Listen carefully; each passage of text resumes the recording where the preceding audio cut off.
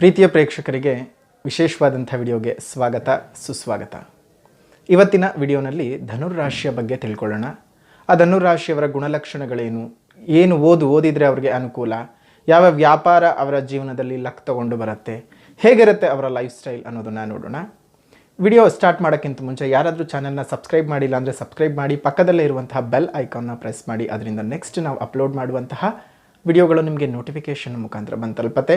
ಹೊಸ ವಿಚಾರಗಳನ್ನು ಮೊದಲನೇ ಬಾರಿ ನೀವೇ ತಿಳ್ಕೊಳ್ಳೋದಕ್ಕೆ ಸಾಧ್ಯವಾಗುತ್ತೆ. ಹಾಗಾದರೆ ಧನಸ್ಸು ರಾಶಿಯವರ ಬಗ್ಗೆ ಅಥವಾ ಧನುರ್ ರಾಶಿಯವರ ಬಗ್ಗೆ ತಿಳ್ಕೊಳ್ಳೋಣ.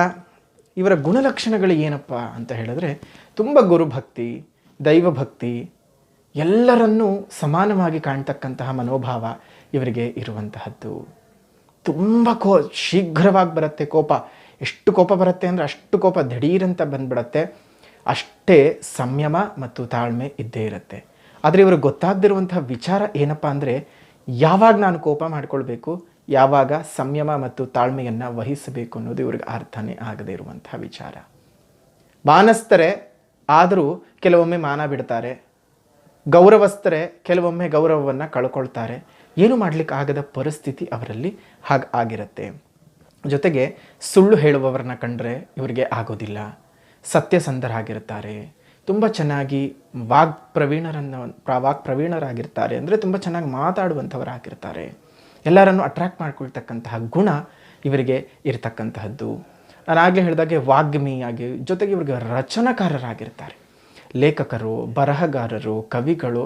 ಇವರಿಗೆ ಕಾವ್ಯ ತುಂಬ ಸುಲಭವಾಗಿ ಹೊರಹೊಮ್ಮತ್ತೆ ಮನಸ್ಸಿನಿಂದ. ಕೆಲವೊಮ್ಮೆ ಅನಿಸುತ್ತೆ, ಯಾರಿಗೆ ಕಾವ್ಯ ಸರಾಗವಾಗಿ ಬರುತ್ತೆ ಅಂದರೆ ಇಬ್ಬರಿಗೆ ಮಾತ್ರ ಸಾಧ್ಯ. ಒಂದು ಕಷ್ಟವನ್ನು ನೋಡಿದಂಥವರಿಗೆ, ಇನ್ನೊಂದು ಕಷ್ಟವನ್ನದಿಂದ ಹೊರಗೆ ಕರ್ಕೊಂಡು ಬರುವಂಥವರಿಗೆ. ಅವರಿಬ್ಬರಿಗೆ ಮಾತ್ರನೇ ಕಾವ್ಯ ಅನ್ನೋದು ತುಂಬ ಚೆನ್ನಾಗಿ ಒಲಿಯುತ್ತೆ. ಸೊ ಇವರು ಕಷ್ಟದಿಂದ ಇರುವಂಥವ ಜೀವಿಗಳಲ್ಲ, ಕಷ್ಟದಿಂದ ಹೊರಗೆ ಕರ್ಕೊಂಡು ಬರ್ತಕ್ಕಂಥ ಜೀವಿಗಳಾಗಿರ್ತಾರೆ. ಬೇರೆಯವರಿಗೆ ಕಷ್ಟ ಸುಖ ನೋಡೋದು, ಬವಣೆ ಮಾಡೋದು ಎಲ್ಲವೂ ಸಹ ಇವರಿಗೆ ತುಂಬ ರಕ್ತದಲ್ಲೇ ಬಂದಿರತಕ್ಕಂತಹ ಗುಣ ಅಂತ ಹೇಳಬಹುದು. ಆದರೆ ಅಸತ್ಯತೆಯನ್ನು ಇವರು ಸಹಿಸಲಾರರು. ಇವರು ಎಲ್ಲರಿಗೂ ಸಹ ಬೋಧನೆ ಮಾಡ್ತಕ್ಕಂಥ ಕೆಲಸವನ್ನು ಮಾಡ್ತಾರೆ. ಪ್ರಾಪಂಚಿಕವಾಗಿ ಎಲ್ಲರೊಟ್ಟಿಗೂ ಚೆನ್ನಾಗಿ ವ್ಯವಹಾರವನ್ನು ಮಾಡ್ತಾರೆ.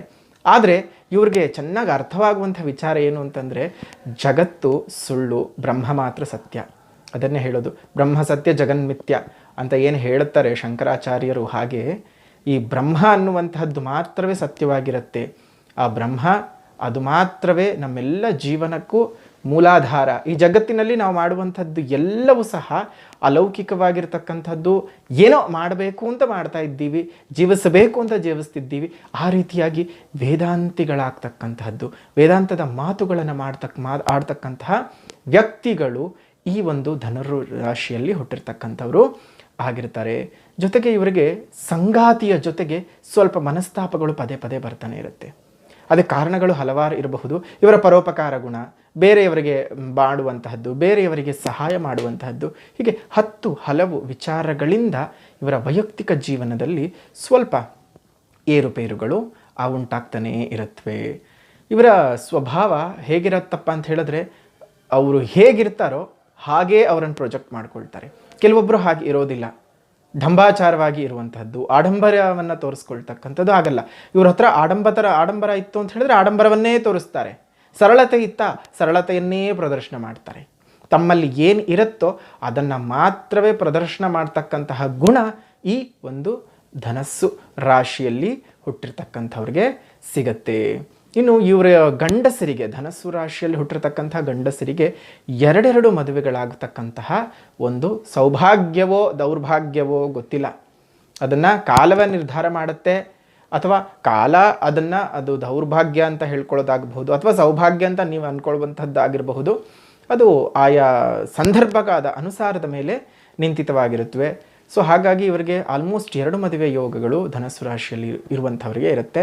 ಅಥವಾ ಅಫೇರ್ಸ್ಗಳು, ಒಂದು ವಯಸ್ಸು ದಾಟಿದ ನಂತರದಲ್ಲಿ ಅಫೇರ್ಗಳು ಬರ್ತಕ್ಕಂತಹದ್ದು, ಅಲ್ಲಿನ ಸಂಸಾರದಲ್ಲಿ ಒಡಕುಗಳು ಮೂಡ್ತಕ್ಕಂತಹದ್ದು. ಇವರ ಸಂಗಾತಿ ಹೇಗಿರ್ತಾರೆ ಅಂತಂದರೆ ವಾಚಾಳಿಗಳಾಗಿರ್ತಾಳೆ, ಗಯ್ಯಾಳಿಗಳಾಗಿರ್ತಾರೆ. ಅದೇ ರೀತಿಯಾಗಿ ಗಂಡಿಗೆ ಆ ರೀತಿಯಾಗಿ ಸಿಕ್ಕಿದ್ರೆ ಹೆಣ್ಣಿಗೆ ಅದೇ ರೀತಿಯಾಗಿರುವಂಥದ್ದು. ಆದರೆ ನಮ್ಮ ಸಮಾಜ ಹೇಗಾಗಿದೆ ಅಂತ ಹೇಳಿದ್ರೆ, ಅತಿಯಾಗಿ ಮಾತಾಡ್ತಕ್ಕಂಥ ಹೆಣ್ಣಿಗೆ ಗಯ್ಯಾಳಿ, ಜಗಳ ಮಾಡ್ತಕ್ಕಂಥವಳಿಗೆ ವಾಚಾಳಿ, ಗಯ್ಯಾಳಿ ಏನೇನೋ ಪದಗಳು ಇಟ್ಟಿದ್ದಾರೆ. ಆದರೆ ಗಂಡಸರಿಗೆ ಇದುವರೆಗೂ ಯಾವ ಹೆಸರನ್ನು ಇಟ್ಟಿಲ್ವೇ? ದೌರ್ಭಾಗ್ಯ. ಪುರುಷ ಪ್ರಧಾನ ಸಮಾಜ ಅಂತ ಅದಕ್ಕೊಂದು ಮುದ್ರೆ ಬೀಳುತ್ತೆ. ಯಾರಿಗಾದರೂ ಅತಿಯಾಗಿ ಮಾತಾಡುವಂತಹ ಗಂಡಸರಿಗೆ, ಅತಿಯಾಗಿ ಜಗಳ ಮಾಡುವಂತಹ ಗಂಡಸರಿಗೆ ಕನ್ನಡದಲ್ಲಿ ಏನಾದರೂ ಪದವಿದ್ದರೆ ದಯವಿಟ್ಟು ಕಮೆಂಟ್ನ ಮುಖಾಂತರ ನೀವು ತಿಳಿಸಬಹುದು. ಜೊತೆಗೆ ಇವ್ರಿಗೆ ಗ್ರಂಥ ಬರೆಯೋದ್ರಲ್ಲಿ, ಓದೋದ್ರಲ್ಲಿ ತುಂಬ ಆಸಕ್ತಿ ಇರುತ್ತೆ. ಹೊಸ ಹೊಸ ಜಾಗಗಳನ್ನು ಹೋಗಬೇಕು, ಟ್ರೆಕ್ಕಿಂಗಿಗೆ ಹೋಗಬೇಕು, ಗುಡ್ಡಗಾಡು ಪ್ರದೇಶಗಳಿಗೆ ಅಲ್ಲಿಗೆ ಹೋಗಬೇಕು, ಇಲ್ಲಿಗೆ ಹೋಗಬೇಕು ಅನ್ನುವಂತಹ ಒಂದು ಆಸೆಗಳು ಇವರಿಗೆ ಜಾಸ್ತಿ ಇರುತ್ತೆ. ಶತ್ರುಗಳು ಇವರಿಗೆ ಜಾಸ್ತಿ ಆಗ್ತಾನೇ ಹೋಗ್ತಾ ಇರ್ತಾರೆ. ತುಂಬ ಶತ್ರುಗಳನ್ನು ಇವರು ಸೇರಿಸ್ಕೊಳ್ತಾ ಹೋಗ್ತಾರೆ. ಯಾಕಂದರೆ ನೇರ ನಡೆ ಮತ್ತು ನೇರ ನುಡಿ, ಅಸತ್ಯಕ್ಕೆ ತಲೆ ಬಗ್ಗೋದಿಲ್ಲ, ಈ ರೀತಿಯಾಗಿರುವಂತಹ ಪ್ರಭಾವ. ಸೊ ಇಷ್ಟು ಇವರಿಗೆ ಒಂದು ಮೂಲಭೂತವಾದಂತಹ ಗುಣಲಕ್ಷಣಗಳು ಅಂತ ಹೇಳಿದ್ರೆ, ಇವ್ರಿಗೆ ಬರಬಹುದಾದಂತಹ ಸರ್ವೇ ಸಾಮಾನ್ಯವಾಗಿ ಧನಸ್ಸು ರಾಶಿಯವರಿಗೆ ಯಾವ ಕಾಯಿಲೆ ಬಾಧಿಸತ್ತೆ ಅಂತ ನೋಡೋಣ. ಇವರಿಗೆ ಒಂದು ನಿದ್ರಾಹೀನತೆ, ಜೊತೆಗೆ ಈ ಮಂಡಿ ಚಿಪ್ಪಿನ ಕಾಯಿಲೆಗಳು, ಅದರ ಜೊತೆಗೆ ಈ ರಕ್ತದಲ್ಲಿ ತೊಂದರೆಗಳು ಬರ್ತಕ್ಕಂತಹದ್ದು, ಅಂದರೆ ರಕ್ತ ಪದೇ ಪದೇ ಕೆಡತಕ್ಕಂತಹದ್ದು, ರಕ್ತಹೀನತೆಯಾಗ್ತಕ್ಕಂತಹದ್ದು, ಈ ರೀತಿಯಾದಂತಹ ಕಾಯಿಲೆಗಳು ಇವರಿಗೆ ಸರ್ವೇ ಸಾಮಾನ್ಯವಾಗಿ ಬಂದು ಸೇರಿಕೊಳ್ತಕ್ಕಂತಹದ್ದು. ಇವರ ಇನ್ನೇನು ವಿದ್ಯಾಭ್ಯಾಸ ಏನು ಮಾಡಿದರೆ ಅನುಕೂಲ, ಯಾವ ಲೈನಿಗೆ ಹೋದರೆ ಅನುಕೂಲ ಅಂತ ನೋಡೋದಾಯಿತು ಅಂದರೆ, ಧರ್ಮಕಾರಕನಾದಂತಹ ಗುರುವಿನ ರಾಶಿ. ಸೊ ಹಾಗಾಗಿ ಧರ್ಮ ಮಾರ್ಗದಲ್ಲಿ ಇರ್ತಕ್ಕಂಥದ್ದು ಪ್ರಾಧ್ಯಾಪಕರು ಆಗಿರಬಹುದು, ಅಧ್ಯಾಪಕರಾಗಿರಬಹುದು, ಅದರ ಜೊತೆಗೆ ಒಂದು ಗುರುಗಳ ಸ್ಥಾನದಲ್ಲಿ ನಿಂತ್ಕೊಳ್ಳುವಂಥದ್ದು, ಮಂತ್ರ ಒಂದು ಅಭಿಚಾರಗಳನ್ನು ಕಲಿತಕ್ಕಂತಹದ್ದು, ಬೇರೆ ಬೇರೆ ರೀತಿಯಾಗಿರುವಂತಹ ತಂತ್ರಸಾರಗಳಿಗೆ ಹೋಗ್ತಕ್ಕಂತಹದ್ದು, ಅದೆಲ್ಲವನ್ನು ಸಹ ಮಾಡ್ಕೊಳ್ಬಹುದು.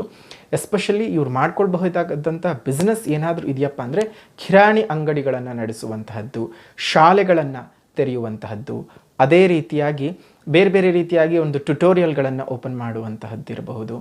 ಹೋಟೆಲ್ ಉದ್ಯಮ, ಸಸ್ಯಾಹಾರದ ಹೋಟೆಲ್ ಉದ್ಯಮಗಳನ್ನು ಪ್ರಾರಂಭ ಮಾಡುವಂಥದ್ದಿರ್ಬೋದು. ಯಾಕೆ ಸಸ್ಯಾಹಾರವೇ ಅಂತ ಹೇಳಿದ್ರೆ, ಗುರುವಿನ ತತ್ವಕ್ಕೆ ಮಾಂಸಾಹಾರ ಸೇರೋದಿಲ್ಲ. ಶುಕ್ರನ ತತ್ವ ಚೆನ್ನಾಗಿದ್ದು ಇದ್ದಾಗ ನೀವು ಮಾಂಸಾಹಾರದ ಹೋಟೆಲ್ಗಳನ್ನು ಶುರು ಮಾಡಿದರೆ ಅನುಕೂಲವಾಗ್ತದೆ. ಆದರೆ ಗುರುವಿನ ತತ್ವ ಜಾಸ್ತಿ ಇದ್ದಾಗ ಸಸ್ಯಾಹಾರಕ್ಕೆ ಪ್ರಾಮುಖ್ಯತೆಯನ್ನು ಕೊಡಬೇಕಾಗ್ತದೆ. ಸೊ ಹಾಗಾಗಿ ಸಸ್ಯಾಹಾರದ ಹೋಟೆಲ್ಗಳನ್ನು ತೆರೆಯತಕ್ಕಂತಹದ್ದು, ಈ ರೀತಿಯಾದಂತಹ ಬಿಸ್ನೆಸ್ಗಳನ್ನು ನೀವು ಮಾಡ್ಕೊಳ್ಳೋದ್ರಿಂದ ಬಹಳಷ್ಟು ಅನುಕೂಲಗಳನ್ನು ಧನಸ್ಸು ರಾಶಿಯವರು ಪಡ್ಕೊಳ್ತೀರಿ. ನೋಡಿ, ನಿಮ್ಮ ಗುಣಲಕ್ಷಣಗಳನ್ನು ತಿಳ್ಕೊಂಡಿದ್ದಾಯಿತು. ಯಾವ ವಿದ್ಯಾಭ್ಯಾಸ, ಯಾವ ವ್ಯಾಪಾರ, ಯಾವ ಒಂದು ಕಾಯಿಲೆಗಳು ನಿಮಗೆ ಸರ್ವೇ ಸಾಮಾನ್ಯವಾಗಿ ಬಾಧಿಸುತ್ತೆ ಅಂತ ತಿಳ್ಕೊಂಡಿದ್ದಾಯಿತು. ಹಾಗಾದರೆ ಧನಸ್ಸು ರಾಶಿಯವರು ಮಾಡಿಕೊಳ್ಬೇಕಾದಂತಹ ಪರಿಹಾರ ಏನು? ಜೀವಮಾನದಲ್ಲಿ ಏನು ಮಾಡಿಕೊಂಡ್ರೆ ನಿಮಗೆ ಒಂದು ಕಾರ್ಮೋಡಗಳೆಲ್ಲ ಕವಿದಿರುವಂಥ ಕಾರ್ಮೋಡಗಳೆಲ್ಲ ಸರಿದು ಹೋಗಿ ನಿಮ್ಮ ಜೀವನದಲ್ಲಿ ಹೊಂಬೆಳಕು ಮೂಡತ್ತೆ ಅಂತ ಆದರೆ ನೋಡಿ, ಒಂದು ಸರಳವಾದಂತಹ ದೃಷ್ಟಿ ದೋಷ ನಿವಾರಣಾ ಕಪ್ಪನ್ನು ನೀವೇ ತಯಾರಿಸ್ಕೊಳ್ಬಹುದು. ಅದಕ್ಕೆ ಬೇಕಾಗಿರ್ತಕ್ಕಂಥದ್ದು 3 ವಸ್ತುಗಳು. ಒಂದು ಗರುಡ ಶಕ, ಎರಡನೆಯದ್ದು ಉರ್ಗಶಕ, ಮೂರನೆಯದ್ದು ನಾಗಭೂತಾಳಿ. ಈ 3 ಅಭಿಮಂತ್ರಿಸಿ ಅದನ್ನು ಒಂದು ಮೂಲ ಮಂತ್ರಗಳ ಮುಖಾಂತರವಾಗಿ, ಕಾಳಿಯ ಮೂಲ ಮಂತ್ರದ ಮುಖಾಂತರವಾಗಿ ಓಂ ಹುಂ ಕಾಳಿ ಮಾತಾ, ಓಂ ಹುಂ ಕಾಳಿ ಮಾತಾ, ಓಂ ಹುಂ ಕಾಳಿ ಮಾತಾ, ಇದು ಮೂಲ ಮಂತ್ರವಾಗ್ತದೆ. ಆ ಮೂಲ ಮಂತ್ರವನ್ನು ಹೇಳ್ತಾ 108 ಬಾರಿ 108 ತುಪ್ಪದ ಹನಿಗಳನ್ನು ಹಾಕ್ತಾ ಈ ಗರುಡಶಕ, ಉರ್ಗಶಕ, ನಾಗಭೂತಾಳಿ ಈ 3 ಸುಟ್ಟು ಅದನ್ನು ಭಸ್ಮ ಮಾಡಿ ಅದನ್ನು ಶುದ್ಧವಾದಂತಹ ತುಪ್ಪದಲ್ಲಿ ಕಲಸಿ ಪ್ರತಿನಿತ್ಯ ಹಣೆಗೆ ಹಚ್ಕೊಳ್ಬೇಕಾಗತ್ತೆ. ಸ್ನಾನವನ್ನು ಮುಗಿಸಿದ ನಂತರದಲ್ಲಿ ಹಣೆಗೆ ಹಚ್ಕೊಂಡು ನಿಮ್ಮ ವ್ಯವಹಾರಗಳಲ್ಲಿ ನೀವು ತೊಡಕೊಳ್ಳಿ. ಖಂಡಿತವಾಗಿಯೂ ವ್ಯಾಪಾರ ಅಭಿವೃದ್ಧಿ, ಜನಾಕರ್ಷಣೆ, ನಿಮಗಿರ್ತಕ್ಕಂಥ ದೃಷ್ಟಿದೋಷಗಳು, ಸಣ್ಣ ಪುಟ್ಟ ಕಾಯಿಲೆಗಳು ಎಲ್ಲವೂ ಸಹ ನಿವಾರಣೆಯಾಗುತ್ತೆ. ಪ್ರತಿಯೊಬ್ಬರೂ ಸಹ ಈ ಸರಳ ಪರಿಹಾರವನ್ನು ಮಾಡಿಕೊಳ್ಳಿ. ನಿಮಗೆ ಆಗಿ ಬರುವಂತಹ ದೈವ ದತ್ತಾತ್ರೇಯ, ಗುರು ದತ್ತಾತ್ರೇಯರು, ದತ್ತಾತ್ರೇಯರ ಆರಾಧನೆ, ದತ್ತಾತ್ರೇಯರ ಮೂಲಮಂತ್ರ ಜಪ, ದತ್ತಾತ್ರೇಯರ ದರ್ಶನವನ್ನು ಮಾಡಿಕೊಳ್ಳಿ.